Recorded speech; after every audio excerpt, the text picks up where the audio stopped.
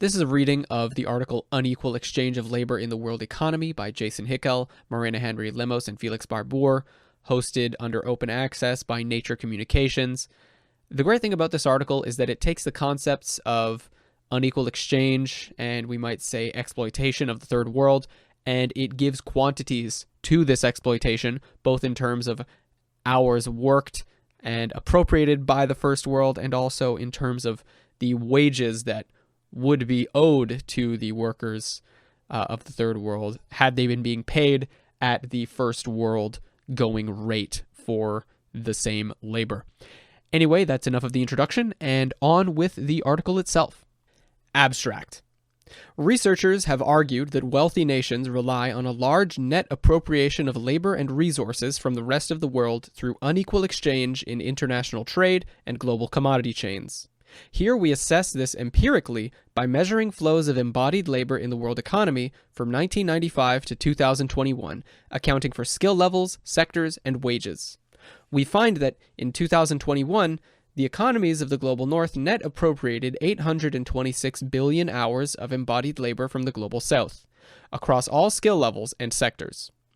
The wage value of this net appropriated labor was equivalent to 16.9 trillion euros in northern prices, accounting for skill level. This appropriation roughly doubles the labor that is available for northern consumption, but drains the south of productive capacity that could be used instead for local human needs and development. Unequal exchange is understood to be driven in part by systematic wage inequalities. We find southern wages are 87 to 95% lower than northern wages for work of equal skill. While southern workers contribute 90% of the labor that powers the world economy, they receive only 21% of global income. Introduction. Scholars of international political economy have argued that growth and capital accumulation in the wealthy core states of the global north relies on the appropriation of value, labor, resources, and goods from the peripheries and semi-peripheries of the global south. In the contemporary world economy, this appropriation occurs in large part through what scholars have defined as unequal exchange in international trade. Literature in this field has described how core states and firms leverage their geopolitical and commercial power to compress wages, prices, and profits in the global south, both at the level of national economies as well as within global commodity chains, which account for more than 70% of trade, such that southern prices are systematically lower relative to northern prices. Price inequalities compel southern states and producers to export more labor and resources embodied in traded goods to the global north each year in order to pay for any given level of imports, enabling northern economies to net appropriate value to the benefit of northern capital and consumers. Dynamics of unequal exchange are understood to have intensified in the 1980s and 1990s with the imposition of structural adjustment programs, SAPs, across the global south. SAPs devalued southern currencies, cut public employment, and removed labor and environmental protections, imposing downward pressure on wages and prices. They also curtailed industrial policy and state-led investment in technological development and compelled southern governments to prioritize export-oriented production in highly competitive sectors and in subordinate positions within global commodity chains. At the same time, lead firms in the core states have shifted industrial production to the global south to take advantage of cheaper wages and production costs while leveraging their dominance within the global commodity chains to squeeze the wages and profits of southern producers. These interventions have further increased the North's relative purchasing power over southern labor and goods. Several studies have sought to quantify the scale of appropriation through unequal exchange indirectly by adjusting monetary trade volumes for north-south disparities in wages or general prices. More recent research has used environmentally extended multi-regional input-output EEMRIO models, which enable us to track the flows of resources embodied in each nation's final consumption. These studies demonstrate empirically that the core economies rely on a physical net appropriation of embodied labor and resources from the global south. However, this research has so far not directly analyzed price dynamics associated with the labor time embodied in north-south trade. It has also been unable to answer questions about the extent to which North-South wage disparities and unequal exchange may be an effect of differences in the type of labor being performed, such as in terms of skill level or sector. For instance, if wage inequalities arise because the South trades low-skilled labor for high-skilled labor or primary goods for secondary goods. In this study, we use the EEMRIO model Exiobase to track flows of embodied labor between North and South, for the first time accounting directly for sectors, wages, and skill levels, as defined by the International Labor Organization, ILO, described in methods. This enables us to define the scale of labor appropriation through unequal exchange in terms of physical labor time, while also representing it in terms of wage value, in a manner that accounts for the skill level composition of labor embodied in North-South trade. Our category for the Global North approximates the IMF list of advanced economies, with the South comprising all emerging and developing economies. All monetary units are in constant 2005 euros, corrected for inflation, represented in market exchange rates, which is appropriate for international comparison of income purchasing power in the global economy. We arrive at several major conclusions. 1. We find that the labor of production in the world economy, across all skill levels and all sectors, is overwhelmingly performed in the Global South, on average 90 to 91%, but the yields of production are disproportionately captured in the Global North. 2. The North net appropriated 826 billion hours of embodied labor from the Global South in 2021, in other words, net of trade. This net appropriation occurs across all skill categories and sectors, including a large net appropriation of high-skilled labor. 3.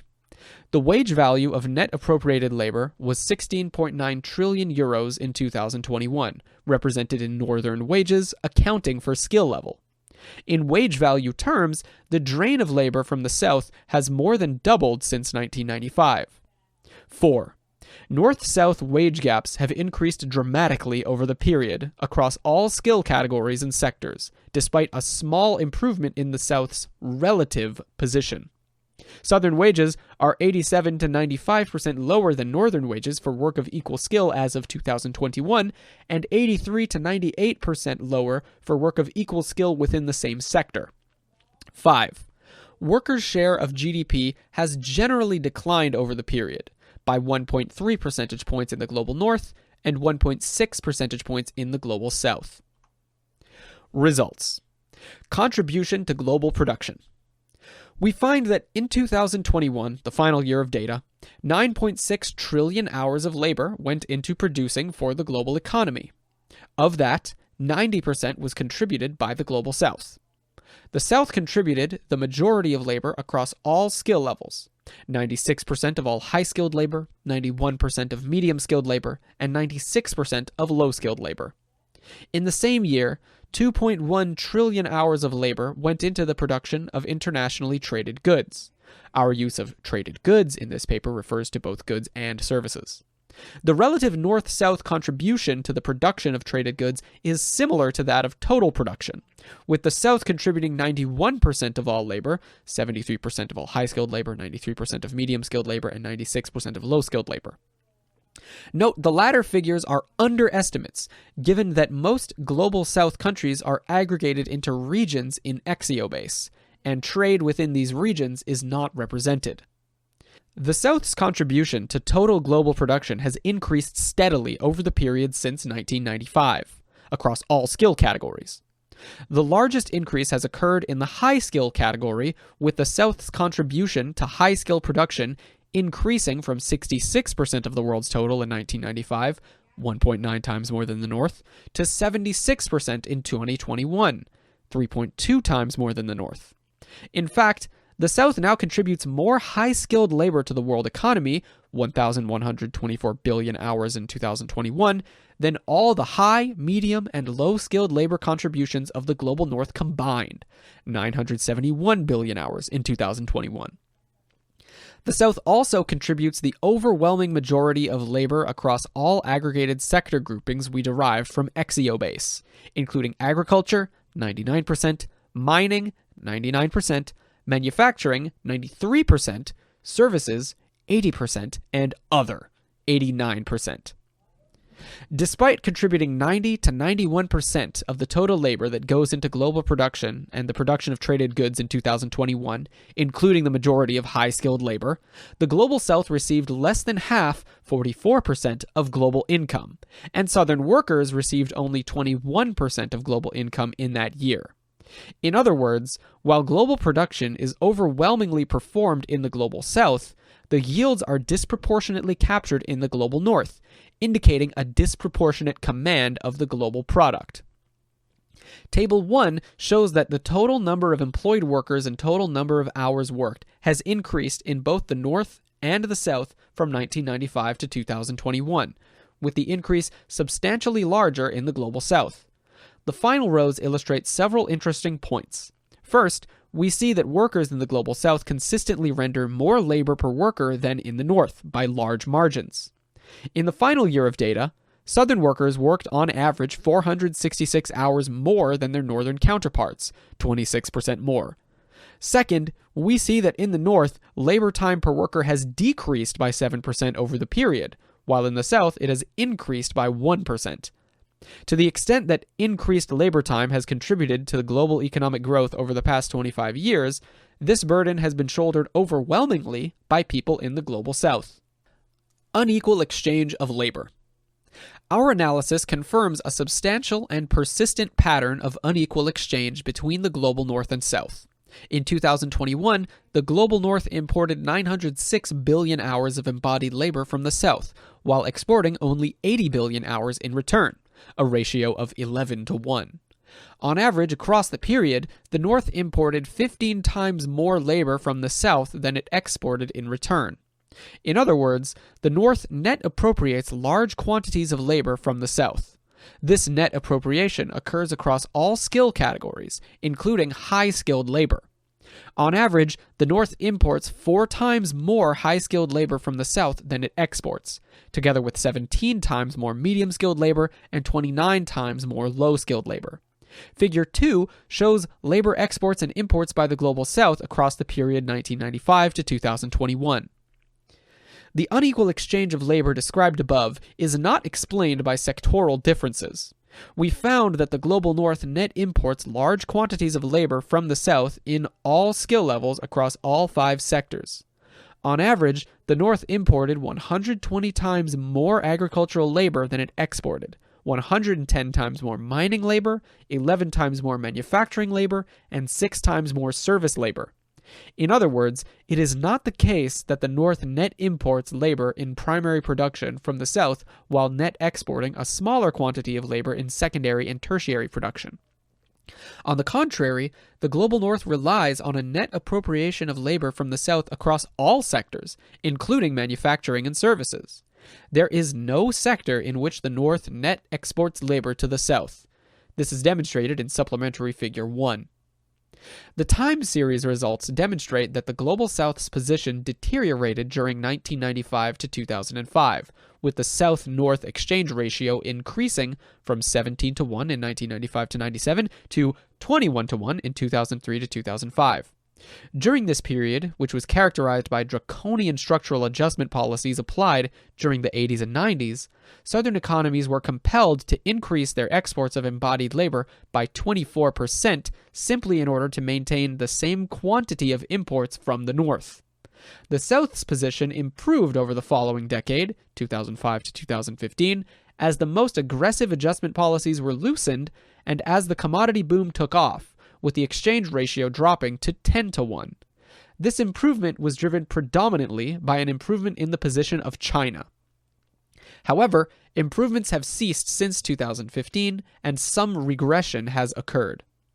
Figures 3 and 4 show the total quantity of labor net appropriated by the North over the period, by skill level and sector, respectively. The North net appropriates labor across all skill levels and all sectors. It is worth noting that appropriation in the secondary and tertiary sectors, manufacturing and services, is now greater than in the primary sectors, agriculture and mining. And indeed, this has been the case for most of the period covered. The total net appropriation increased from 1995 to a peak in 2005, before declining during the decade 2005 to 2015. We find that the decline during 2005 to 2015 corresponds with an improvement in Southern wages against Northern wages. However, this improvement ceased in 2015 and wage ratios have stabilized. See section titled Wage Trends below. The appropriation has increased in the years since, driven by an increase in the volume of trade. In 2021, the total quantity of net appropriation reached 826 billion hours. These figures are substantially larger than previous studies have found. See Supplementary Discussion 3 for details. Net flows from China to the north account for roughly 1/6 of total net south-north flows. It is worth noting here that the net south-north flow of embodied labor is not paid for by an opposite net flow of embodied land, energy, or materials. On the contrary, large net south-north flows occur across all input categories. We find that this pattern of net appropriation plays a major role in the North's consumption.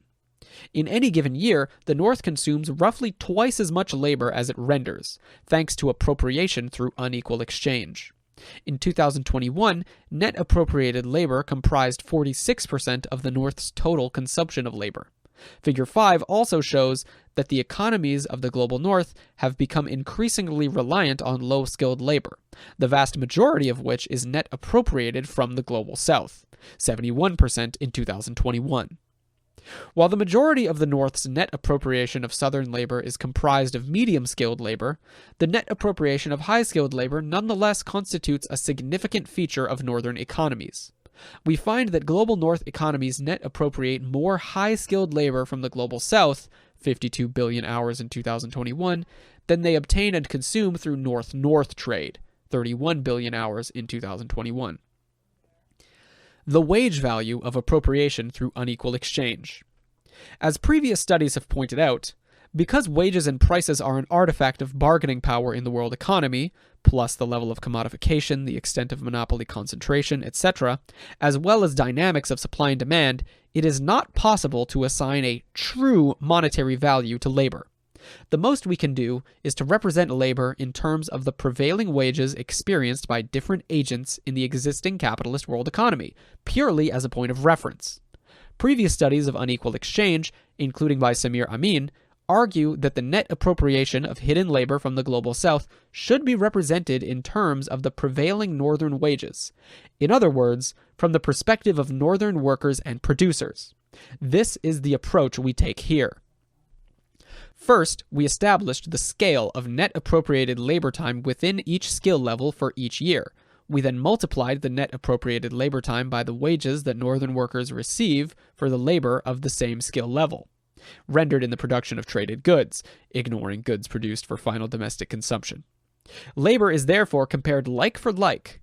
For example, the appropriated quantity of low-skill labor is valued at the Northern wage for low-skill work. The appropriated quantity of high-skill labor is valued at the Northern wage for high-skill work. In this way, we calculated the wage value of appropriated labor in a manner that answers the long-standing questions about the degree to which this is affected by the skill-level composition of exchange. Our results show that in 2021, the wage value of labor net appropriated from the South was worth 16.9 trillion euros in constant 2005 euros. In other words, if Northern workers were to perform the net appropriated quantity of labor domestically, it would cost 16.9 trillion euros in terms of wages. See Supplementary Discussion 1 for further interpretation. The time series shows that the wage value of the appropriation has more than doubled since 1995.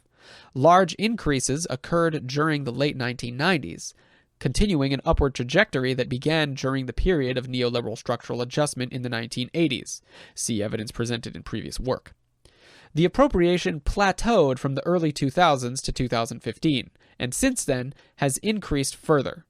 Over the period 1995 to 2021, the total wage value of net appropriated labor sums to 310 trillion euros. For robustness, we also calculated the wage value of net appropriated labor using Northern wages for each skill level in the relevant sector. In other words, we valued the net appropriated quantity of high-skilled labor in the services sector at the northern wage for high-skilled work in the services sector, etc. The results are only marginally lower, 14.2 trillion euros in 2021. The weakness of this approach is that it takes for granted large wage inequalities between sectors within the global north, even when correcting for skill, which are due in large part to extremely low wages in agriculture, as low as 2 to 3 euros per hour. See supplementary figure 2. However, it is nonetheless useful to demonstrate that the large scale of the wage value of net appropriated labor cannot be explained by sectoral differences. Wage trends. We find that the north-south wage gap is large and has been increasing over time for all skill level categories. Here again, we assess labor involved in the production of traded goods only. Southern wages are 87 to 95% less than northern wages at the same skill level, i.e., for equal work as defined by the ILO. Southern wages are 87% less for high-skilled labor, 93% less for medium-skilled labor, and 95% less for low-skilled labor. The disparity is so extreme that high-skilled labor in the global south receives 68% less than low-skilled labor in the global north. Stated otherwise, for every hour of work at a given skill level, northern workers are able to consume 8 to 19 times more of the global product than southern workers. 8 times more for high-skilled labor, 14 times more for medium-skilled labor, and 19 times more for low-skilled labor. Southern wage gains have not matched northern wage gains in absolute terms. The average southern wage has increased from 0.46 euros to 1.62 euros per hour, an increase of 1.16 euros, while the average northern wage has increased from 12.60 euros to 24.95 euros per hour, an increase of 12.35 euros. Northern wages have increased 11 times more than southern wages. There is no catch-up occurring. On the contrary, it is a pattern of dramatic divergence. These results indicate that workers in the global south who receive an average of 1.62 euros per hour perform the vast majority, 90% of the labor that produces for the global economy. The vast majority, 91% of the labor that produces traded goods, and nearly half, 46%, of the labor that supports growth and consumption in the global north, net of trade. The global economy is overwhelmingly characterized by a regime of cheap labor. These wage gaps are not explained by sectoral differences. Our results show large and growing north-south wage gaps for all skill levels across all of the sectors we analyzed. In agriculture, southern wages are 85 to 91% lower than northern wages for any given skill level. In mining, southern wages are 93 to 98% lower. In manufacturing, 89 to 94% lower. In services, 83 to 90% lower. See supplementary figure 2 for full results. Despite growing wage gaps, there has been some reduction in the relative inequality between north and south. As of 2021, the average southern wage was 94% lower than the average northern wage, a small improvement from 96% in 1995. Improvements in the South's position occurred during the period from 2005 to 2015. Improvements have since ceased and, to some extent, declined. Labor's share of GDP. We find that, globally, labor received, on average, 51.6% of world GDP during the 5-year period, 2017 to 2021. In other words, only half of all value produced in the world economy, that is represented in prices and included in GDP accounts, is captured by workers in the form of wages. As Figure 9 shows, this represents a decline from the late 1990s, 1995 to 1999, when labor's share of GDP averaged 54.7%. This suggests that labor's position vis-à-vis capital has deteriorated over the period analyzed. Southern workers' share of Southern GDP is notably lower than the global average. At an average of 47.5% during the 2017 to 2021 period, while Northern workers' share of Northern GDP is higher, at an average of 54.7% during the same period. This indicates that the Southern working classes are weaker vis-à-vis national capital than the Northern working classes. In both cases, labor's position has deteriorated since the late 1990s, by 1.3 percentage points in the South and 1.6 percentage points in the North. Discussion. The results of this study demonstrate the occurrence of large net transfers of embodied labor from the global south to the global north through unequal exchange in international trade and global supply chains, across all skill levels and all sectors, amounting to a total of 826 billion hours in 2021. These results illustrate several important features of the world economy. For one, it is clear that northern economies rely substantially on net appropriation from the global south. Net appropriated labor comprises approximately half of the total labor that provisions goods and services for northern consumption.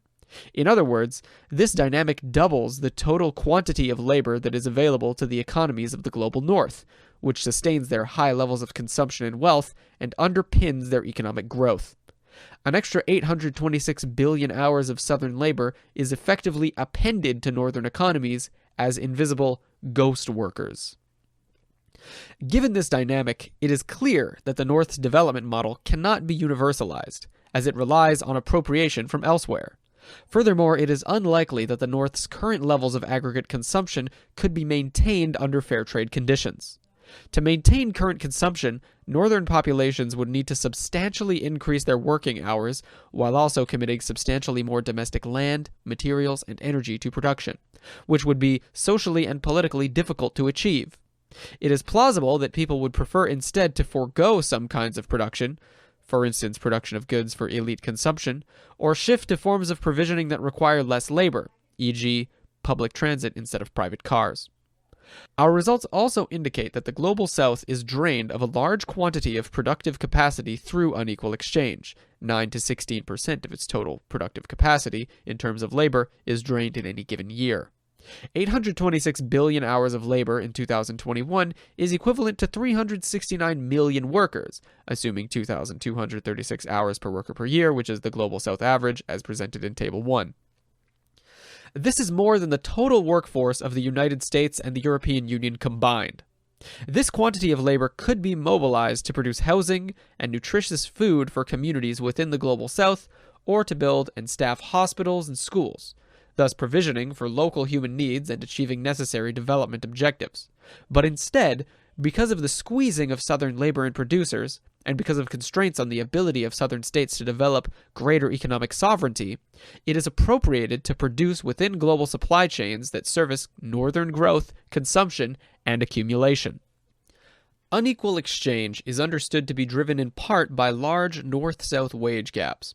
We find that southern wages are 87 to 95% lower than northern wages for work of equal skill. Our analysis confirms arguments by others, e.g., Roy Mauro Marini, Samir Amin, Arrighi Emmanuel, etc., that these wage gaps cannot be explained by sectoral differences, as they prevail across all sectors of the economy. The wages of southern workers are 83 to 98% lower for work of equal skill within the same sector. In absolute terms, these wage gaps have increased substantially over time across all skill levels and all sectors, indicating a steady increase in absolute north-south income inequality, despite some improvement in the South's relative position during the 2005 to 2015 period.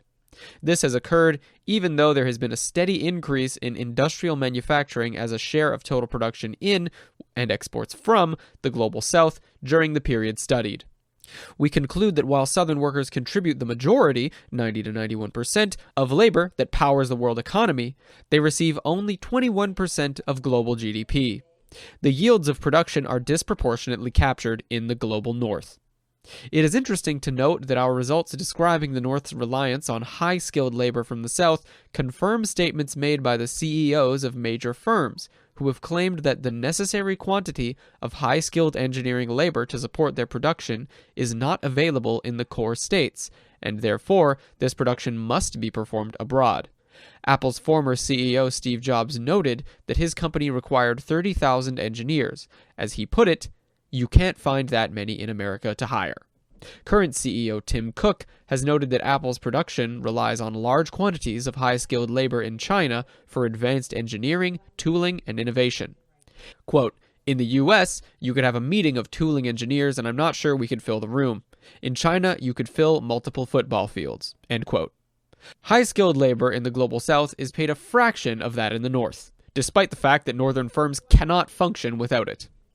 Our study shows that north-south wage gaps and the unequal exchange of labor cannot be explained by skill level or sectoral differences, as both dynamics persist within all skill levels and within all sectors. However, some portion of unequal exchange may be due to productivity differences, i.e., if workers in the south produce less output per hour than workers in the north. Unequal exchange is sometimes conceptualized as a transfer net of productivity differences. It is not straightforward to assess this empirically. Standard metrics of productivity measure output in terms of income or GDP per person employed, which are metrics of prices and do not reveal anything about physical output. Such metrics cannot be used for our purposes. They tell us that southern wages and prices are lower than northern wages and prices, but this is precisely what needs to be explained. Scholarship on unequal exchange holds that prices are an artifact of power imbalances between labor and capital, suppliers and lead firms, periphery and core, and therefore cannot be taken as an accurate depiction of value. If southern wages and prices are squeezed, southern productivity will appear to deteriorate even if there is no change in the actual physical output. To properly assess productivity dynamics would require measuring physical output across comparable industries. See Supplementary Discussion 2 for further discussion. There are several reasons to believe that physical productivity differences cannot explain the large north-south wage gaps and unequal exchange we observe. First, in the case of export industries, rather than subsistence and non-traded sectors, most production in the South is performed with modern techniques, often with technologies provided by international capital. Workers in these industries have been found to produce as much or more physical output per hour than their northern counterparts. Southern production is also characterized by greater labor intensity, as workers are subject to rigid systems of control designed to maximize output to an extent that would fall afoul of labor regulations in the core. Second, in cases where southern export industries do operate with less efficient technologies, productivity differences only account for a small share of the north-south wage gap and the net appropriation of labor time. The key fact is that northern firms choose to use southern labor not only because wages are cheaper per hour, but because wages are cheaper per unit of physical output. Offshoring occurs precisely because the north-south wage difference is greater than any physical productivity difference. Third, physical productivities can only meaningfully be compared for identical tasks and products. For many industries and product categories, southern production has no counterpart in the north because it cannot or does not occur there, such as in the case of coffee, coltan, smartphones, fast fashion, etc. In such cases, productivities cannot be compared and cannot explain wage inequalities and unequal exchange. Further analysis is available in Supplementary Discussion 2. It is important to note that, in cases where physical productivity differences do exist, this is often because it is more profitable for capital to use cheaper, more labor-intensive methods than to invest in modern equipment, especially in cases where state investment in technological development has been curtailed by structural adjustment programs, or where patents prevent affordable access to necessary technologies, precisely because southern wages are maintained at artificially low levels. This arrangement benefits northern consumers with cheaper goods and benefits northern capital with an increased surplus. In such cases, the use of labor-intensive methods facilitates value transfer and should be understood as constituting unequal exchange. Under these conditions, the South is compelled to allocate more labor to production for international trade than would be required if technology was deployed more rationally and fairly, thus draining and wasting a crucial productive capacity that could otherwise be allocated towards producing goods and services necessary for local well-being and development. See Supplementary Discussion 2. This study has assessed flows of embodied labor between the core and periphery. Such an approach is clearly useful for broad world system analysis, but it may obscure other important dynamics. Future research may find it useful to explore a more detailed regional breakdown, to assess how the periphery and semi-periphery, or low-income and middle-income countries, are differently affected by unequal exchange. It would also be worth assessing class dynamics and inequalities within countries. It should be understood that unequal exchange is ultimately driven by the corporations and investors that control supply chains, and the states that determine the rules of international trade and finance, not by workers or consumers. Patterns of unequal exchange may also operate within countries through the exploitation of internal peripheries, such as extremely low-wage agricultural labor in the core as visible in supplementary figure 2. Finally, our analysis does not extend to gender dynamics, including uncompensated household labor or social reproduction, which is also constitutive of unequal exchange and should be explored in future EEMRIO research. The results of this study suggest that the persistence of global poverty and underdevelopment is, in large part, an effect of appropriation through unequal exchange, which is, in turn, an effect of wage suppression or income deflation in the periphery. People in the global south have their consumption curtailed such that labor, resources, and goods are more readily available for appropriation by northern states and firms. This dynamic also helps us understand persistent inequality between the core and periphery. Under conditions of unequal exchange, where production in poorer countries is appropriated for consumption in richer countries, convergence is not feasible to achieve. Development and poverty eradication, and any plausible trajectory for reducing global inequality, requires a shift in the balance of power between North and South, such that the latter is able to reclaim its productive capacities to meet human needs. Toward this end, international wage floors and minimum resource prices could help reduce price inequalities and limit value transfers.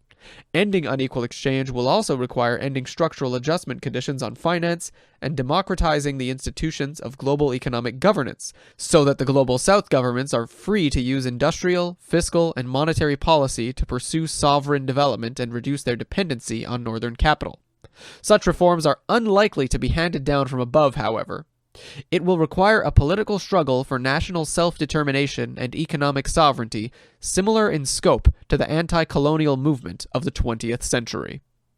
Now just commenting for me, the reader in dissentis, at this point I'm going to skip the methods section because it has a lot of equations that I think would be very stilted for me to read, and it'd probably be much, much harder to get anything out of that from listening, and for that section I recommend trying to read the section because I'm not confident in my own ability to read that section with appropriate intonation. For that reason, I'll be skipping straight to the supplementary discussions. Starting with Supplementary Discussion 1.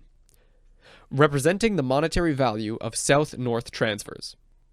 The net appropriation or drain of labor from the global south is best understood in terms of potential use values. However, in addition to calculating the physical scale of the net appropriated labor, we have also represented it in terms of prevailing northern wages as a point of reference. Taking this approach and accounting for skill levels, we find that the wage value of net appropriated labor was equivalent to 16.9 trillion euros in 2021.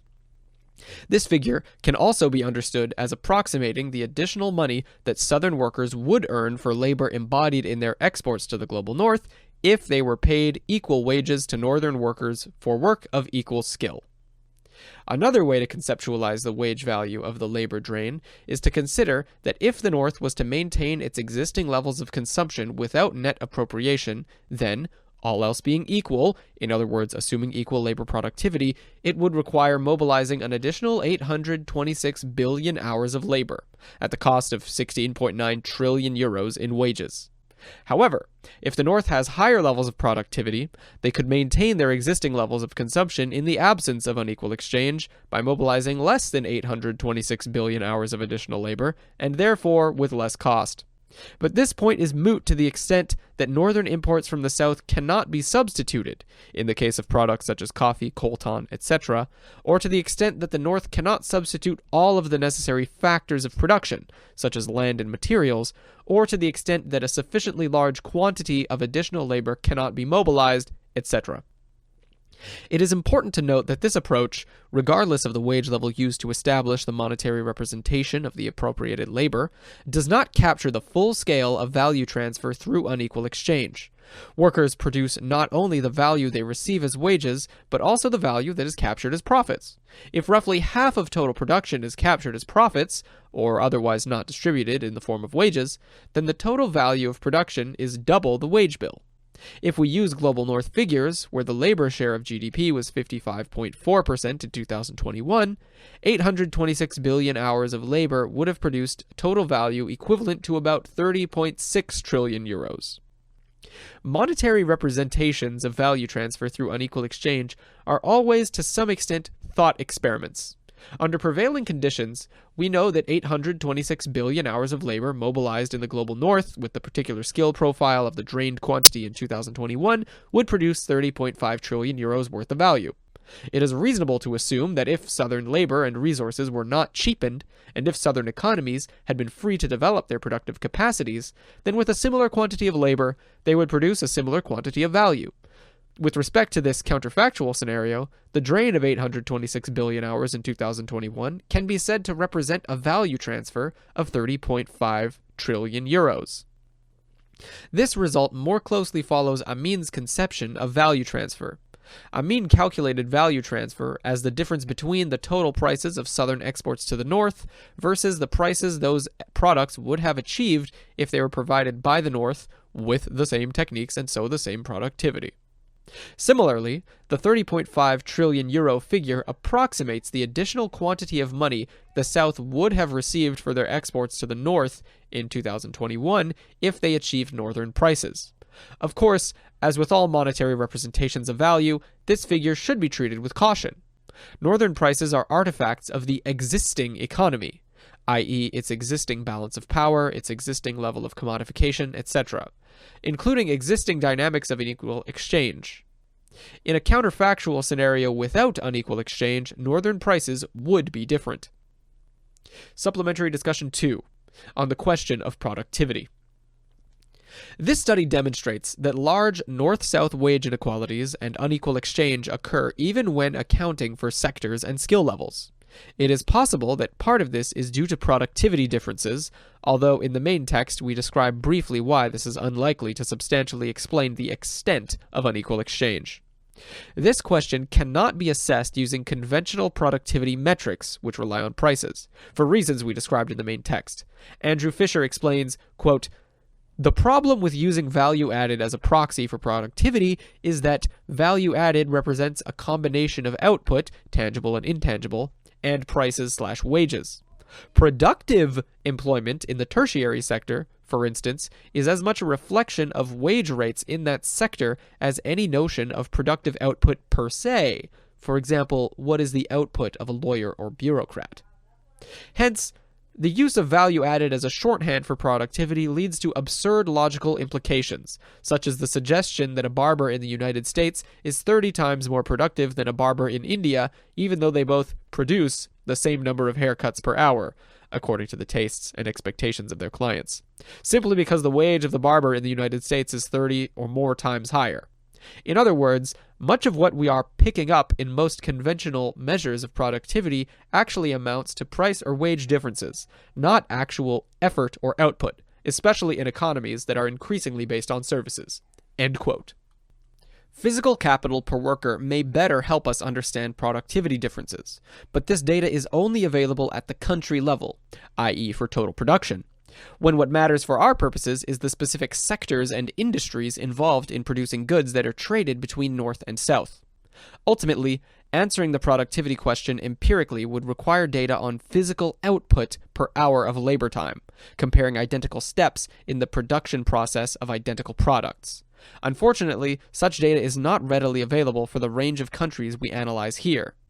Even if it was, insights regarding comparable products and processes would not be generalizable to the totality of North-South trade, because, as described in the main text, and as Amin, Emmanuel, and others have pointed out, many of the South's exports have no counterpart in Northern production. Where data on physical productivity comparisons is available, it demonstrates that productivity inequalities do not explain income inequalities. Indeed, studies show that many export industries in the global South are as productive, if not more, than northern firms producing similar products. As Arjun Makhijani writes, quote, "The product that export platform countries in the developing world are selling is not merely cheap labor, but highly productive labor. In Singapore, McGraw-Hill produces in 1 year an encyclopedia that takes 5 years to produce in the US. Mexican metal workers are 40% more productive than U.S. workers. Electronics workers 10 to 15% more productive, and seamstresses produce 30% more sewing per hour than their U.S. counterparts." End quote. The high productivity of Southern labor in these cases is not surprising, given that most Southern export industries use advanced technologies provided by foreign capital. Samir Amin points out that, quote, "the exports of the Third World are not, in the main, made up of agricultural products coming from backward sectors with low productivity," end quote.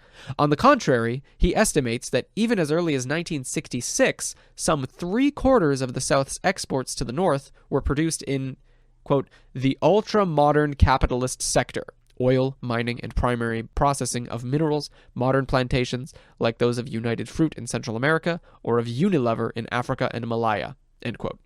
It is likely that this proportion has increased over the past several decades as a result of globalization and the rise of global commodity chains.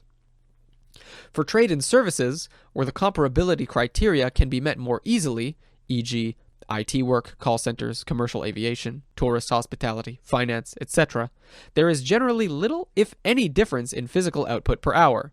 And yet, as we have shown in this study, large wage inequalities and unequal exchange persist even in this sector.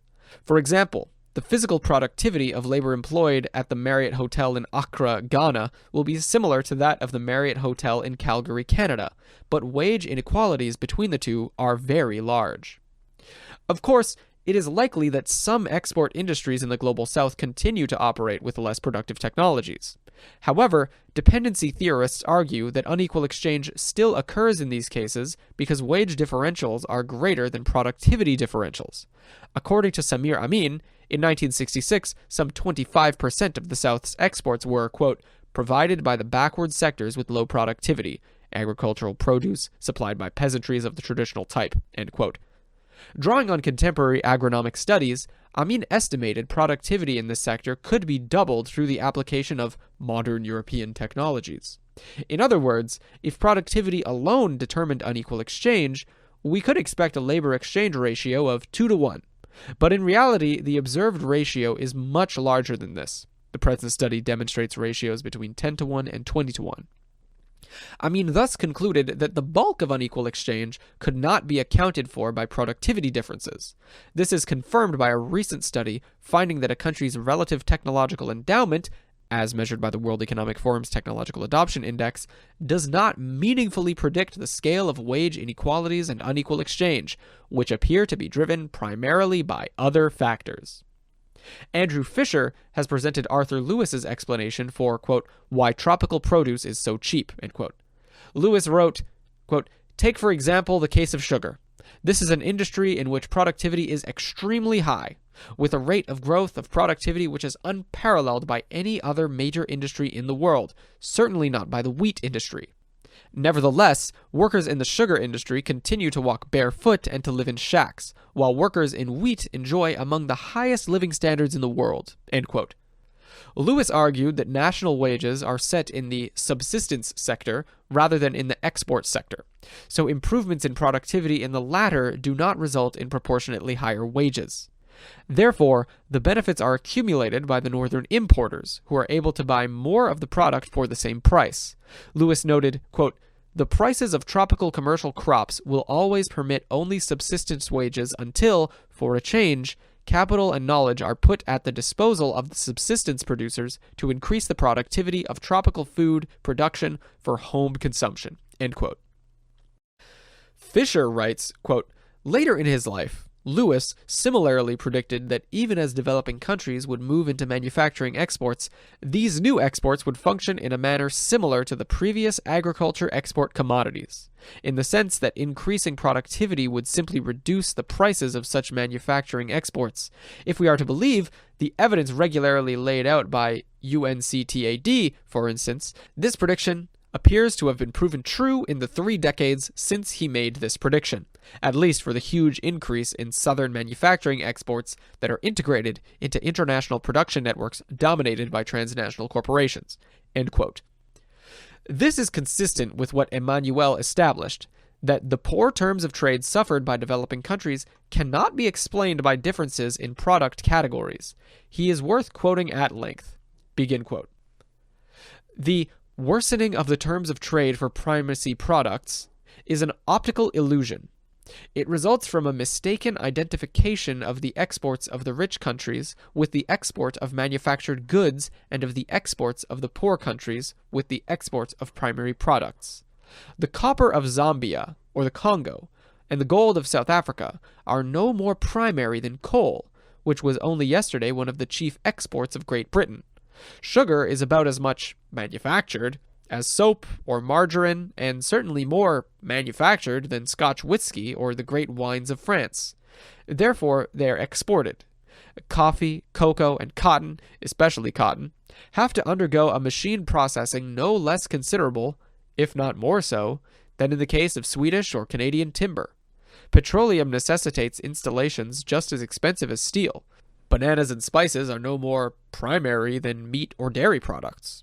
And yet the prices of the former decline while those of the latter rise, and the only common characteristic in each case is that they are, respectively, the products of poor countries and the products of rich countries. Textiles were formerly among the pillars of the wealth of the industrialized countries, and Britain's warhorse. Since they have become the specialty of poor countries, their prices hardly suffice to provide a starvation wage for the workers who produce them and an average profit for the capital invested in their production, even where the technique employed is the most up-to-date. Must we suppose that by an amazing coincidence, at the same moment when the change of location took place, there occurred a reversal in the elasticities of demand?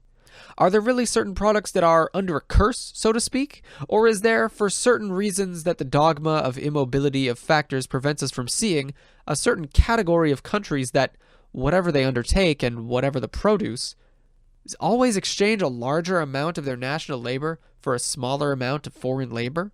End quote. Importantly, large north-south wage inequalities and patterns of unequal exchange persist, even while industrial production has increased dramatically as a share of the South's total production and exports in the decades since Emmanuel wrote these words. As of 2010, at least 79% of the world's industrial workers live in the South, data from the ILO, and the majority of Southern exports, 70%, consist of manufactured goods, data from UNCTAD. In the main text, we noted that in cases where physical productivity differences do exist, this is often because it is more profitable for capital to use cheaper, more labor-intensive methods than to invest in modern equipment, especially in cases where state investment in technological development has been curtailed by structural adjustment programs, or where patents prevent affordable access to necessary technologies, precisely because Southern wages are maintained at artificially low levels. This arrangement benefits Northern consumers with cheaper goods and benefits Northern capital with increased surplus. In such cases, the use of labor-intensive methods facilitates value transfer and should be understood as constituting unequal exchange. Under these conditions, the South is compelled to allocate more labor to production for international trade than would be required if technology was deployed more rationally and fairly, thus draining and wasting a crucial productive capacity that could otherwise be allocated towards producing goods and services necessary for local well-being and development. Supplementary Discussion 3. Comparison to previous work. The results of this study show that the North's net appropriation of embodied labor from the global South is substantially larger than indicated in a previous study based on the EEM-RIO model AORA through 2015. This is because the AORA model systematically understates labor flows in the world economy compared to other EEM-RIO models. AORA shows a global total of 2.38 billion person-years of labor in 2015, while more recent models indicate much higher values. Gloria, an update to AORA, shows 3.13 billion, and Exiobase shows 3.55 billion in the same year. AORA indicated that the global North, defined according to the same country grouping we use in this paper, net appropriated 188 million person-years from the global South in 2015, while Exiobase indicates roughly 78% more in the same year. The present research shows that the AORA-based study also underestimates the monetary value of the North's net appropriation of labor. The Aora study was unable to measure the wage value of drain directly, as wage data was not available.